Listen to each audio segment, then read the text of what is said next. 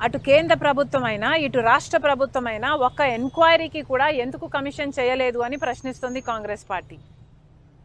ఈ అవినీతి బయటపడింది, డిస్కవర్ చేసింది మన ఏజెన్సీలు కాదు, భారతదేశానికి సంబంధించిన ఈడీఓ, భారతదేశానికి సంబంధించిన సిబిఐఓ అవినీతి జరిగిందని అదానీ లాంటి వాడు ఆంధ్ర రాష్ట్రానికే 1750 కోట్ల రూపాయలు లంచం ఇచ్చి ఒక డీల్ సంపాదించుకున్నాడని, మిగతా రాష్ట్రాలకు ఇంకొన్ని వందల కోట్ల రూపాయలు ఇచ్చి మిగతా రాష్ట్రాల దగ్గర నుంచి కూడా పవర్ సప్లై అగ్రిమెంట్లు డీళ్లు సంపాదించుకున్నారు అన్న విషయము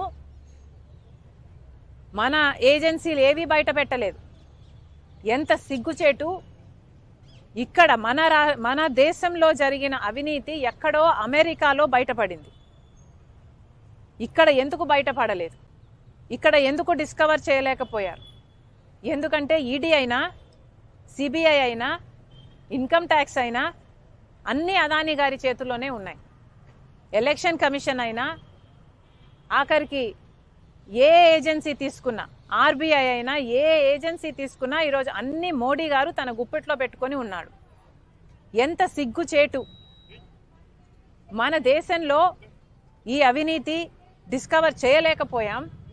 ఎక్కడో పరాయి దేశంలో అమెరికాలో ఇంత అవినీతి జరిగింది అని ప్రపంచానికి తెలిస్తే ప్రపంచం ఇప్పుడు ఆంధ్ర రాష్ట్రంలో మన భారతదేశంలో జరిగిన అవినీతి గురించి మాట్లాడుకుంటుంది అంటే ఇది సిగ్గుచేటు కాదా?